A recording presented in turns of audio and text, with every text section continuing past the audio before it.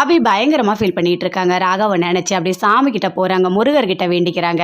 எனக்கு ரொம்ப கஷ்டமாக இருக்குது, நான் எவ்வளவோ சொன்னேன், அப்போ கூட என் பேச்சை கேட்காம அந்த லாவணியா கூட அவர் போயிட்டாரு அப்படின்னு சொல்லிட்டு அப்படியே வேண்டிக்கிட்டே இருக்காங்க. பார்த்தா அங்கே ஆப்போசிட்டில் அப்படியே நின்றுட்டே இருக்காரு ராகவ்.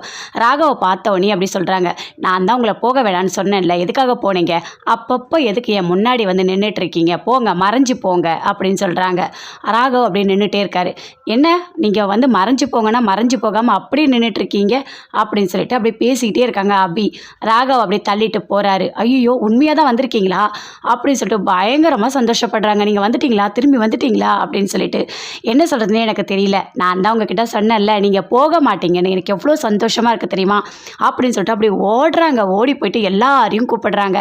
பாட்டி, அஞ்சலி, அணு எல்லாரையுமே கூப்பிட்டு சொல்கிறாங்க, ராகவ் திரும்பி வந்துட்டாரு அப்படின்னு சொல்லிட்டு பயங்கரமாக சந்தோஷப்படுறாங்க. எனக்கு எவ்வளோ சந்தோஷமாக இருக்குது தெரியுமா, அவர் வந்துட்டாரு, எல்லாரும் போயிட்டு நிம்மதியாக தூங்குங்க சரியா அப்படின்னு சொல்லிட்டு அபி வராங்க. வந்துட்டு ராகவ் கிட்ட பேசுகிறாங்க. எனக்கு என்ன சொல்கிறதுனே தெரியல, ஆமாம் எப்படி நீங்கள் வந்தீங்க அப்படின்னு சொல்லிட்டு அபி கேட்குறாங்க. அப்போ ராகவ் நினச்சி பார்க்குறாரு. ஜூஸ் கொட்டும் போது அப்படி யோசித்து பார்க்குறாரு. அஞ்சலி அக்கா கத்தியில் குத்திக்கிற மாதிரி அப்படி யோசித்து பார்க்குறாரு. கண்டிப்பாக நம்ம மும்பை போனால் நல்லா இருக்காது, அக்காக்காக நம்ம திரும்பி வந்துடலாம் அப்படின்னு சொல்லிட்டு அப்படியே இறங்குறாரு கீழே. இங்கே பாரு லாவண்யா, நீ மட்டும் போ மும்பைக்கு, நான் போகிறேன், இப்போ நான் இந்த ட்ரிப்பு வரல அப்படின்னு சொல்லிட்டு அவர் வந்த எல்லாத்தையுமே யோசித்து பார்த்துட்டு அப்படியே நின்றுட்டே இருக்காரு. அவ்வளோ சந்தோஷப்படுறாங்க. அப்படி என்ன சொல்கிறதுன்னு எனக்கு தெரியல, எவ்வளோ சந்தோஷமாக இருக்குது தெரியுமா அப்படின்னு சொல்லிட்டு. ராகவ் எதுவுமே பேசவே இல்லை, அப்படியே அமைதியாக இருக்கார். அடுத்த நாள் எல்லாருமே சேர்ந்து ஈவெண்ட்டுக்கு கிளம்புறாங்க. போனவுடனே அங்கே எல்லாமே சூப்பராக அழகாக ப்ரோக்ராம் எல்லாமே பண்ணிகிட்ருக்காங்க. இந்த மாதிரி பண்ணணும், அப்படி பண்ணணும் எல்லாமே சொல்லிகிட்ருக்காங்க. பாட்டியை கூப்பிட்டு பேச சொல்கிறாங்க. பாட்டியும் வராங்க, வந்துட்டு பேசுகிறாங்க மேடையில் கொஞ்ச நேரம். இந்த போட்டி இருக்குது அப்படின்னு சொல்கிறாங்க. அதே மாதிரி போயிட்டு எல்லாமே அழகாக நடிக்கிறாங்க. அப்போது அபி சொல்கிறாங்க, இங்கே பாருங்கள், உங்கள் மூஞ்சி பார்க்கவே கொடுமையாக இருக்குது, தயவு செய்து பாட்டிக்காவது உங்கள் மூஞ்சி அழகாக வச்சுக்கோங்க, கொஞ்சம் சிரிச்ச மாதிரி நடிங்க அப்படின்னு அபி சொல்கிறாங்க. அப்போ அங்கே ஒரு ப்ரோக்ராம் ஸ்டேஜில் பண்ணுறாங்க. அப்போ அபி கூப்பிடுறாங்க, நான் வரல, நான் நடிக்க வரல அப்படின்னு ராகவ் சொல்கிறாரு. அங்கே அந்த அபி போகிறாங்க, தனியாக நடிக்கிறாங்க. அந்த ஸ்டேஜில் நின்று அப்படியே நடிக்கிறாங்க. இங்கே பாருங்கள், நான் ஒருத்தரை லவ் பண்ணேன், எனக்கு அவர் ரொம்ப பிடிக்கும், ஆனால் யாருமே எனக்கு கல்யாணம் பண்ணி வைக்க மாட்டேன்னு சொல்லிட்டாங்க, அவர் இல்லாத இந்த உலகத்தில் நான் வாழ விரும்பலை அப்படின்னு சொல்லிட்டு ஒரு ஸ்வீட் மாதிரி அப்படியே எடுக்கிறாங்க. எடுத்து சாப்பிட்றாங்க. அப்படியே சாப்பிட்டு அங்கேயே விழுந்துடுறாங்க. இதை எல்லாமே ராகவ் எல்லாருமே பார்க்குறாங்க. ராகவ் உடனே வராரு. வந்த உடனே, இங்கே பாரு, இந்த சமுதாயம் யாருமே நம்மளை சேர்த்து வைக்கல, நீ இல்லாத இந்த உலகத்தில் என்னால் வாழ முடியாது, நீ தான் எனக்கு எல்லாமே அப்படின்னு சொல்லிட்டு அந்த மீதி இருக்க அந்த ஸ்வீட்டை சாப்பிட்றாரு. சாப்பிட்டு அவரும் அப்படியே சாகிற மாதிரி நடிக்கிறாரு. அவ்வளோ கிளாப் பண்ணுறாங்க, சூப்பர் அப்படின்னு சொல்லிட்டு ரெண்டு பேருமே எழுந்துக்கிறாங்க.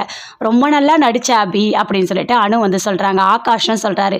எல்லாருமே சேர்ந்து பயங்கரமாக சந்தோஷத்தோடு இருக்காங்க. சூப்பராக, உங்களுக்கு தான் ஃபஸ்ட் ப்ரைஸ் அப்படின்னு சொல்லிட்டு அபிக்கு கொடுக்குறாங்க. செகண்ட் ப்ரைஸ் அனுக்கு கொடுக்குறாங்க. தேர்ட் ப்ரைஸ் சுந்தரிக்கு கொடுக்குறாங்க. எல்லாருமே சேர்ந்து பயங்கரமாக என்ஜாய் பண்ணுறாங்க. ரொம்ப சந்தோஷமாக இருக்காங்க. அப்போ முரளி யோசிக்கிறாரு, ஏதாவது ஒன்று பண்ணணும், கண்டிப்பாக இந்த அபியை மாட்டி விடணும் அப்படின்னு சொல்லிட்டு எல்லாருமே வந்து வெளியே ஸ்டில் எடுத்துகிட்டு இருக்காங்க. அப்போ ஒருத்தரை கூப்பிட்டு பணம் கொடுக்குறாரு. இங்கே பாருங்கள், இந்த பணத்தை வச்சுக்கோ, அங்கே ஒரு போஸ்டர் அப்படியே நின்றுட்டு இருக்கு, அதை அப்படியே அஞ்சலி இருக்காங்க, அவங்க மேலே தள்ளி விட்டுருங்க, மீதி எல்லாமே ராகவ் பார்த்துப்பாரு அப்படின்னு சொல்லிட்டு முரளி பணம் கொடுக்குறாரு. அதே மாதிரி ஒருத்தர் போகிறாரு. இங்கே பாருங்கள், உங்கள் பக்கத்தில் நின்று நான் ஃபோட்டோ எடுத்துக்கணும் அப்படின்னு சொல்லிட்டு அபி கிட்ட சொல்கிறாரு. கொஞ்சம் தள்ளி நில்லுங்க அப்படின்னு சொல்லிட்டு. அப்போ கரெக்டாக ராகவ் வராரு. அஞ்சலியும் நின்றுட்டு இருக்காங்க. அப்படியே தள்ளி விட்டுட்டார் அந்த போஸ்டர். அதுக்குள்ளே அப்படியே வந்து அபி தடுக்கிறாங்க. தடுத்து அஞ்சலி மேலே லைட்டாக பட்டுடுச்சு. அஞ்சலி அப்படியே கீழே வந்துட்டாங்க. ஐயோ அக்கா, எனக்கா ஆச்சு அப்படின்னு சொல்லிட்டு ஓடி வராரு ராகவ். என்ன, எதுக்காக நீ தள்ளிவிட்ட அப்படின்னு சொல்லிட்டு அபியை திட்டுறாரு. அபியை சொல்கிறாங்க, நான் எதுவுமே பண்ணலை, தெரியாமல் தான் விழுந்துச்சு அப்படின்னு சொல்லிட்டு. அதுக்காக எல்லாரும் முன்னாடி இப்படி தான் திட்டுவீங்களா அப்படின்னு சொல்லிட்டு அபி பயங்கரமாக ஃபீல் பண்ணிகிட்டு இருக்காங்க.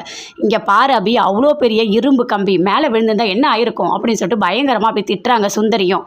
இங்கே பாரு, நல்லா தெரிஞ்சுக்கோ, இது அவள் வந்து என்னை தடுத்ததுனால தான் நான் இப்போ வந்து உயிரோடு இருக்கேன், அபி தான் காரணம், அபி வந்து தள்ளி விட மாட்டா, என்றைக்குமே அபி அசிங்கப்படுத்தணும், அவமானப்படுத்தணும் நீ நினைக்காத ராகவ் அப்படின்னு சொல்லிட்டு அஞ்சலி பயங்கரமாக திட்டுறாங்க. சாரி, நான் தெரியாமல் பேசிட்டேன் அப்படின்னு சொல்லிட்டு ராகவ் சொல்கிறாரு. இங்கே பாருங்கள், எதுவாக இருந்தாலும் ஒரு செகண்டு யோசித்து பேசுங்க, நான் வேணும்லாம் பண்ண மாட்டேன், அதுவும் அஞ்சலி காக்க நான் வேணும்னு ஏதாவது பண்ணுவேனா, அவங்க மாசமாக இருக்காங்க, எனக்கு தெரியாதா, நான் அப்படியாப்பட்டவ கிடையாது அப்படின்னு சொல்லிட்டு அபி பயங்கரமாக ஃபீல் பண்ணுறாங்க. ராகவும் அப்படி யோசிக்கிறாரு. ஐயோ, தெரியாமல் நம்ம திட்டிட்டோமே அப்படின்னு அப்படின்னு சொல்லிட்டு இதெல்லாம் பார்க்கும்போது முரளிக்கு பயங்கரமாக கோவம் வருது. எப்படியாவது இந்த அபியை மாட்டி விடலான்னு பார்த்தா எப்படியாவது அவள் எஸ்கேப் ஆகிட்டே இருக்கா அப்படின்னு சொல்லிட்டு முரளி பயங்கரமாக டென்ஷன் ஆகுறாரு. அஞ்சலி அப்படி கூட்டிகிட்டு வந்து தனியாக உட்கார வைக்கிறாங்க. பரவாயில்லையாக்கா ஒன்றும் இல்லை உனக்கு அப்படின்னு சொல்லிட்டு. இல்லை ராகாவை எனக்கு எதுவுமே இல்லை, நான் நல்லா தான் இருக்கேன், நீ அபியை எப்போவுமே திட்டாத சரியா, அபி ரொம்ப ரொம்ப தங்கமான பொண்ணு, இப்படி ஒரு பொண்ணு கிடைக்க நம்ம கொடுத்து வச்சிருக்கணும் அப்படின்னு சொல்லிட்டு அஞ்சலி சொல்கிறாங்க. ராகவ் பயங்கரமாக ஃபீல் பண்ணுறாரு. அபி அப்படியே வருத்தப்படுறாங்க பயங்கரமாக.